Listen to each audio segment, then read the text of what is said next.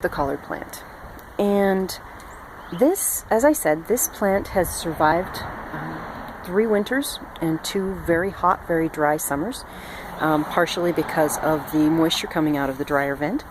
But another thing to consider is that this plant, however much water it is getting, it is extremely drought tolerant.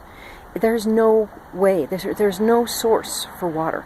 So what I plan to do is take the seeds off of this collard and plant them elsewhere. And where they will probably be planted is up on my hill in my forest garden, up there behind the greenhouse. I want everything I do to be drought tolerant. And this plant has proven that collards can survive very hot, very dry temperatures with very little water.